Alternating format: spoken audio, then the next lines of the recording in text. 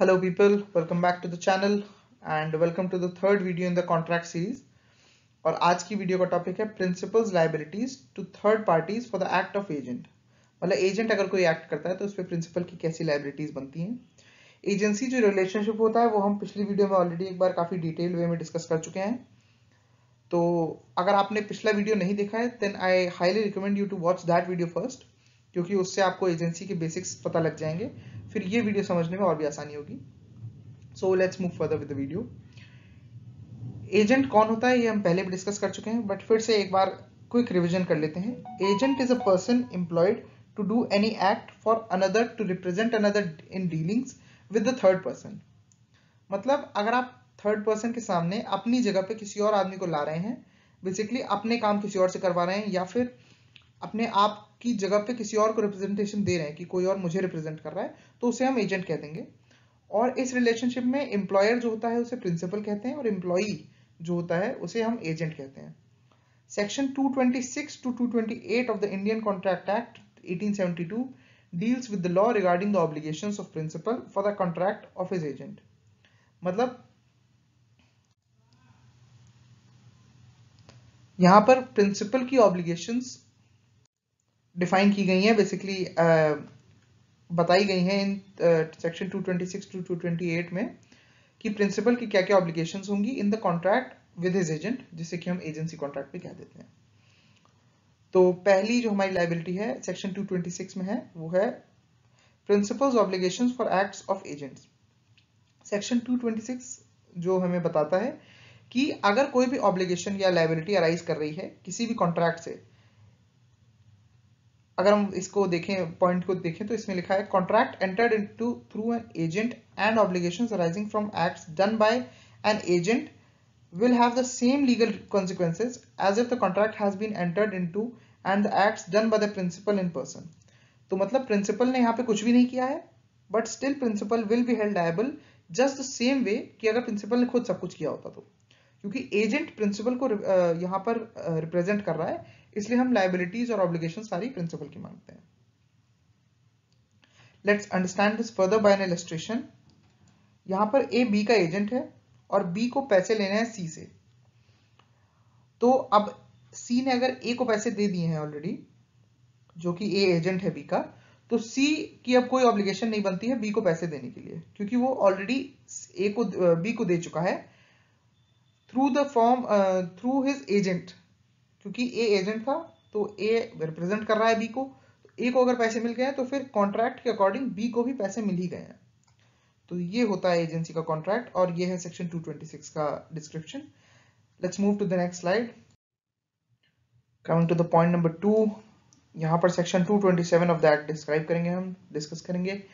अब इसमें लिखा है कि अगर एजेंट जो ऑथराइजेशन है उसके पास उससे ज्यादा एक्ट करता है, when an agent does more than what he is authorized to, and when the part of what he does within which is within his authority can be separated from the part which is beyond his authority, the principal is liable only for so much part what he has done within the agent's authority।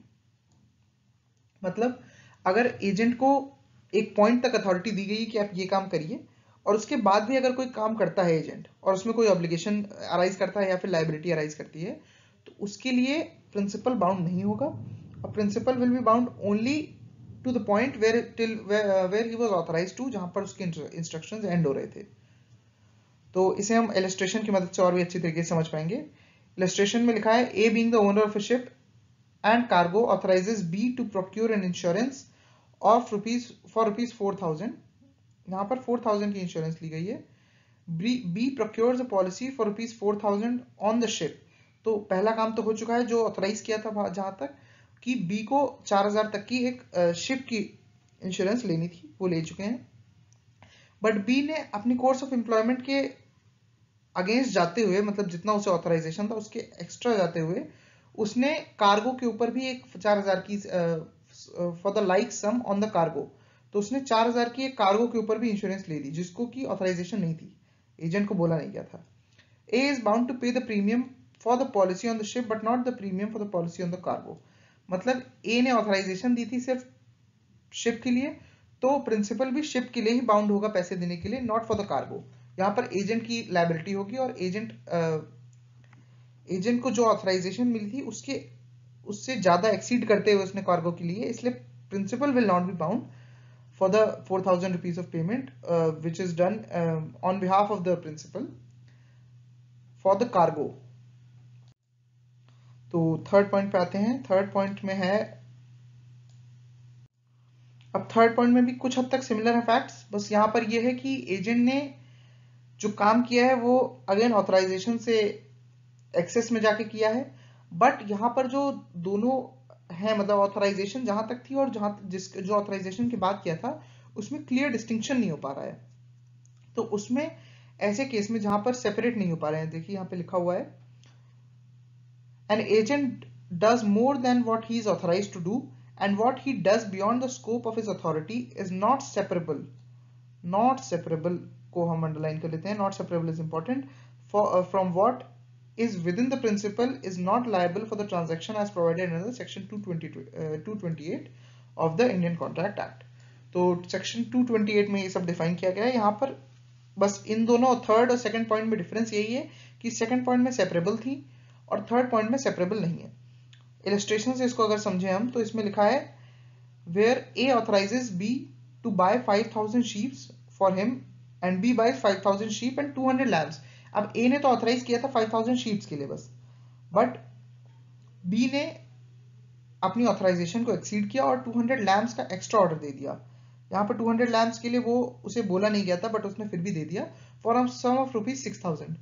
अब यहाँ पे पता ही नहीं है कि कितने lamps के कितना पैसा लैम्प का लगा कितना शीप का, तो इसलिए यहाँ पर ए जो प्रिंसिपल है ए में रेपुडिएट द होल ट्रांजैक्शन, मतलब पूरी ट्रांजैक्शन को खत्म कर सकता है बिना माने, क्योंकि यहाँ पर सेपरेट नहीं हो पा रहा है, सेपरेबल नहीं है कि क्या चीजें विद इन द अथॉरिटी थी और क्या चीजें विदाउट द अथॉरिटी थी।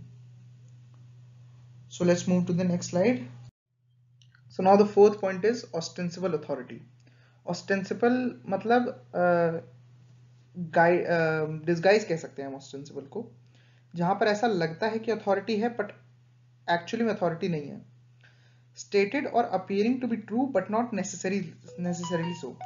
तो मतलब यहाँ पर ऐसा नहीं है, जरूरी नहीं है कि अथॉरिटी हो बट ऐसा लगता है, ऐसा फील होता है कि अथॉरिटी है। तो ये section 237 of Indian contract act again यहाँ पे आ जाता है और प्रिंसिपल ऑफ ऑस्टेंसिबल अथॉरिटी को एक्सप्लेन करता है। यहाँ पर है कि when an agent has without authority done acts और incurred obligations to third person on behalf of his principal, the principal is bound by such acts or obligations if he has by words or conduct induced such third persons to believe that such acts and obligations were within the scope of agent's authority.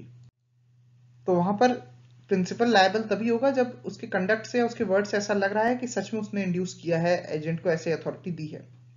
अब इसको illustration से समझते हैं। Illustration में हमें दिया हुआ है कि बी है प्रिंसिपल, ए है एजेंट और बी और सी के बीच में कॉन्ट्रैक्ट होना है, जहां पर ए बी का एजेंट है, तो ए और सी के बीच में बेसिकली कॉन्ट्रैक्ट सामने हमें दिखेगा। तो यहां पर क्या होता है कि A induces C to buy them by misrepresentation, मतलब गलत तरीके से मिस रिप्रेजेंट करके, गलत तरीके से रिप्रेजेंट करके वहां पर वो सी को सामान बेच देता है। बट बी ने ऐसा ऑथराइज नहीं किया था, he was not authorized by B to make such contract। तो मतलब यहाँ पे मिसरिप्रेजेंटेशन बी ने नहीं कहा था करने को, ए ने अपने बिहाफ पे कर दिया। The contract is voidable as between B and C at the opinion of C। अब यहाँ पर C चाहता है तो C कॉन्ट्रैक्ट को voidable मतलब void कर सकता है, but on the opinion of C यहाँ पर C ही कर सकता है, B चाहे भी तो नहीं कर सकता है। तो यहाँ पर section 238 of the Indian contract act आता है और यहाँ पर मिसरिप्रेजेंटेशन और फ्रॉड जो भी होते हैं इनको दो कैटेगरीज में डिवाइड किया गया है। फर्स्ट है अंडर हिज एक्चुअल और ऑस्टेंसिबल अथॉरिटी। तो यहाँ पर या तो अथॉरिटी दी है या फिर ऐसा लग रहा है कि अथॉरिटी मिली हुई है, और एक है जहां पर अथॉरिटी नहीं मिली हुई है। तो ऐसा होता है but the principal is liable for the acts which fall under actual और ऑस्टेंसिबल अथॉरिटी। तो ऑस्टेंसिबल अथॉरिटी में अगर लग रहा है तो उसके लिए प्रिंसिपल लायबल होगा, नो डाउट, बट अगर नहीं है तो फिर नहीं भी लायबल होगा। मतलब अगर क्लियरली दिख रहा है कि यहाँ पर ए ने ऑथराइज नहीं किया था, सॉरी बी ने ऑथराइज नहीं किया था ए को, तो फिर वहां पर वो लायबल नहीं होगा principal. Let's move to the next slide now. Fifth point, अब एक लैंडमार्क जजमेंट डिस्कस कर लेते हैं। यह है लॉयड्स वर्सेस ग्रे स्मिथ। इस जजमेंट में ये लिखा गया था कि principal will be liable, principal is liable for the fraud of his agent. अगर उसका एजेंट फ्रॉड करता है, कमिट करता है उसकी अथॉरिटी के स्कोप के अंदर, यहाँ पे ऑस्टेंसिबल अथॉरिटी भी हो सकती है और जो जनरल अथॉरिटी, एक्चुअल अथॉरिटी भी हो सकती है। whether the fraud is committed for the benefit of the principal और द एजेंट, मतलब एजेंट अपने बेनिफिट के लिए कर दे या फिर प्रिंसिपल के बेनिफिट के लिए करे, इट डजेंट मैटर। अगर अथॉरिटी एविडेंट है तो इसका मतलब है प्रिंसिपल भी लायबल होगा। अब यहां पर लेकिन एक आपका एक्सेप्शन भी है, which is outside the ordinary course of employment.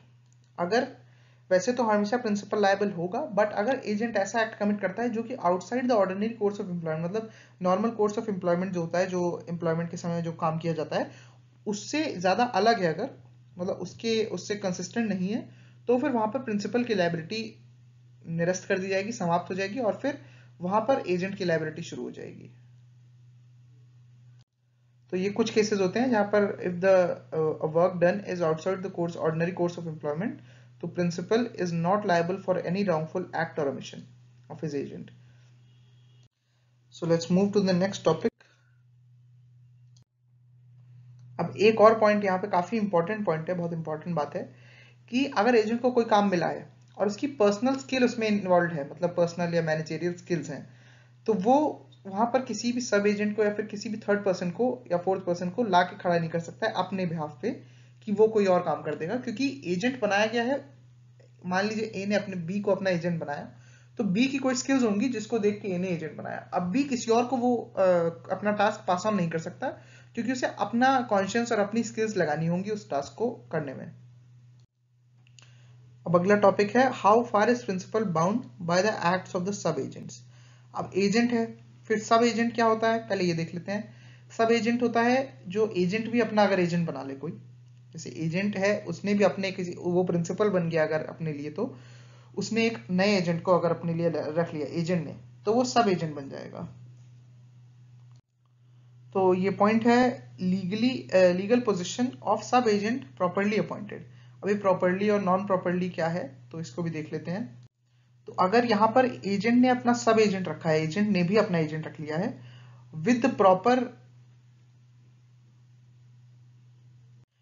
With proper authority of principal, मतलब प्रिंसिपल को बता के अगर एजेंट रखा गया है तो फिर उसे प्रॉपर्ली अपॉइंटेड कहेंगे, वहां पे वो सब एजेंट बन जाएगा। और अगर प्रिंसिपल को नहीं पता है, without the authority of principal किया गया है, जैसे यहाँ पे लिखा है आइदर प्रॉपर्ली अपॉइंटेड और इम्प्रॉपरली अपॉइंटेड, दो चीजें हैं ये तो। और प्रॉपर्ली अपॉइंटेड मतलब agent with the authority of his principal, तो फिर ऐसे में सब एजेंट प्रॉपर्ली अपॉइंटेड होगा। और अगर without the authority of principal हो रहा है then he is improperly appointed, ये क्लियरली यहाँ पे मेंशन्ड है। तो अगर अब यहाँ पर सब एजेंट अगर प्रॉपरली अपॉइंटेड है, मतलब with due consent and authority of principal, तो फिर यहाँ पर सब एजेंट डायरेक्टली जो भी काम करेगा उसकी जो ऑब्लिगेशंस होंगी या लायबिलिटीज होंगी वो आएंगी प्रिंसिपल के ऊपर। तो वहां पर प्रिंसिपल का वो एक और एजेंट टाइप बन जाएगा, जहां पर इसके जो एक्शंस होंगे उसका कॉज, मतलब उसके जो लायबिलिटीज होंगी, ऑब्लिगेशंस होंगे, वो प्रिंसिपल पूरा करेगा। बट अगर not the sub agent is not responsible for his acts to principal, he is responsible only for such acts to the original agent।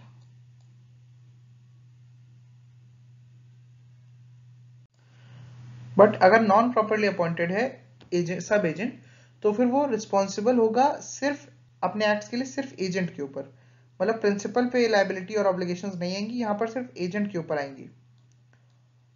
And third point is अगर सब agent कोई किसी भी केस में properly या improperly doesn't matter, अगर वो fraud और wilful wrong against the principal करता है, he becomes directly responsible to the principal under section 192 of Indian Contract Act। तो अगर सब एजेंट जानबूझ के खुद से गिल्टी है फ्रॉड या wilful wrong against the principal के ही अगेंस्ट अगर वो जा रहा है, तो वो डायरेक्टली आंसरेबल होगा, रिस्पॉन्सिबल होगा प्रिंसिपल को, और वो सेक्शन 192 डील करता है इससे। तो अगली साइड पे चलते हैं। तो अब यहाँ पर हम सब एजेंट और सब्सटीट्यूट एजेंट के बीच का डिफरेंस देख लेते हैं। और सब agent is a person employed by and acting under the control of the original agent in the business of agency। तो यहाँ पर सिर्फ एजेंट ने अपना एक खुद का एक एजेंट रख लिया है, उसे सब एजेंट बन जाता है वो, और यहाँ पर वो जो एजेंसी की कॉन्ट्रैक्ट जो स्टैब्लिश हुई है वो दोनों एजेंट्स के बीच में स्टैब्लिश हुई है, जो प्रिंसिपल ने एजेंट रखा था और फिर जो एजेंट ने अपना एक एजेंट रखा है उनके बीच में स्टैब्लिश हुई है। बट सब्सटीट्यूट एजेंट जो होता है वो खुद प्रिंसिपल रखता है और एक पार्ट ऑफ द बिजनेस के लिए रखा जाता है, नॉट फॉर द एजेंट का भी एजेंट होता है जैसे सब एजेंट में, बट यहाँ पर सब्सटीट्यूट एजेंट प्रिंसिपल रख रहा है कुछ एक छोटे से पार्ट के लिए कॉन्ट्रैक्ट के या फिर किसी बिजनेस के। Sub agent is not generally responsible to the principal but is responsible to the agent. अब यहाँ पर सब एजेंट की जो रिस्पॉन्सिबिलिटी है वो डायरेक्टली एजेंट के ऊपर आती है क्योंकि एजेंट ने अपॉइंट किया है, बट सब्सटीट्यूट एजेंट जो है वो डायरेक्टली आंसरेबल और रिस्पॉन्सिबल होगा टू द प्रिंसिपल क्योंकि प्रिंसिपल ने यहाँ पे इसको अपॉइंट किया है। There is no privity of contract between sub agent and the principal, a privity of contract is created between the principal and substituted agent. तो यहाँ पर ऑब्वियसली प्रिंसिपल और उसके बीच में कोई इसलिए सब एजेंट के बीच में इसलिए कोई प्रिविटी ऑफ कॉन्ट्रैक्ट स्टैब्लिश नहीं है क्योंकि प्रिंसिपल जो है उसको पता नहीं है एजेंट के बारे में। यहाँ पर सब एजेंट जो है उसने एजेंट ने खुद अपना एक सब एजेंट रखा है, प्रिंसिपल ने नहीं रखा है। बट यहाँ पर प्रिविटी ऑफ कॉन्ट्रैक्ट इसलिए है क्योंकि वो एक सब्सटीट्यूट एजेंट है, मतलब प्रिंसिपल ने खुद एक अपना एजेंट अपॉइंट किया है। यहाँ पर substitute agent is not the sub agent, मतलब एजेंट का भी एजेंट नहीं है बल्कि बेसिकली सेकंड एजेंट है प्रिंसिपल का, ऐसा हम कह सकते हैं। Moving to the next slide. अब हमारा टॉपिक है नेक्स्ट पार्टनरशिप। तो पार्टनरशिप जो है वो इंडियन पार्टनरशिप एक्ट जो होता है उससे गवर्न होती है। 1932 का ये एक्ट है और सेक्शन 4 जो इसका एक्ट का है वो कहता था, पहले जो सेक्शन 4 है जो वो कहता है partnership is the relation which subsist between persons who have agreed to combine their property, labor and skill in some business and to share the profits thereof between them. But ये काफ़ी एक पुरानी definition कह सकते हैं इसको, जो old view कह सकते हैं कि सब लोग अपना प्रॉपर्टी, लेबर और स्किल सब कुछ अपना दे रहे हैं, उसके बाद फिर बिजनेस में अपना प्रॉफिट भी शेयर ले रहे हैं। बट आजकल की जो डेफिनेशन है वो काफ़ी वाइड हो चुकी है उससे, और आज की डेफिनेशन हम ये देख लेते हैं कि partnership is the relation between persons who have agreed to share the profits of business carried on by all or any one of them all। मतलब यहाँ पर ऐसा हो सकता है कि सिर्फ एक आदमी ही पार्टनरशिप में काम कर रहा हो बिजनेस को बढ़ाने के लिए और बिजनेस को कैरी ऑन करने के लिए, और बाकी सब लोग सिर्फ प्रॉफिट्स में शेयर्स ले रहे हो। ऐसा भी हो सकता है, ऑल्दो ये भी पॉसिबिलिटी है कि सब लोग काम कर रहे हो और फिर सभी लोग जो पुराने जो डेफिनेशन है उसके अंदर जो सिनेरियो मेंशन्ड है वो भी हो सकता है, बट ये वाला जो सिनेरियो मेंशन्ड है वो भी पॉसिबल है आज की डेफिनेशन के हिसाब से। Now let's see the nature of the partnership. तो जो इंडियन पार्टनरशिप एक्ट है वो काफ़ी क्लियर है और उसके अंदर कुछ जो नेचर डिस्क्राइब किया गया है कुछ एस्पेक्ट्स के ऊपर, तो वो 4 एस्पेक्ट्स हैं, उन्हें देख लेते हैं। There should be an agreement between the persons who want to be partners. तो अग्रीमेंट होता है पार्टनर्स के बीच में, जो भी लोग पर्सन्स हैं जो पार्टनर्स बनना चाह रहे हैं। फिर सेकंड है the purpose of creating partnership should be of carrying on business. Obviously business चलेगा तभी पार्टनरशिप भी टिकी रहेगी, अगर बिजनेस ही इंसॉल्वेंट हो जाएगा तो फिर कोई फायदा नहीं होगा पार्टनरशिप का भी। तो the motive of creating partnership should be earning and sharing of profits. अब यहाँ पर प्रॉफिट्स अर्न होंगे और शेयरिंग होगी, ये भी बिल्कुल सही है। The business of the firm should be carried on by all of them और any one of them all. ये हम पहले भी ऊपर डिस्कस कर चुके हैं कि किसी एक या तो कोई एक आदमी एक्ट करेगा या फिर सभी लोग एक्ट करें, इट डजंट मैटर, पार्टनरशिप तब भी सबसिस्ट करेगी। तो आई होप कि आपको आज के सारे टॉपिक्स क्लियर हो गए होंगे, और आपके अगर कोई डाउट्स हैं तो do comment down below and do comment your suggestions to कि हम क्या इंप्रूवमेंट कर सकते हैं। Also don't forget to like and share this video with your friends, क्योंकि शायद आपके फ्रेंड्स को भी इसकी ज़रूरत हो। Also don't forget to subscribe if you haven't already, and तब तक के लिए good bye and we'll see you in the next one soon.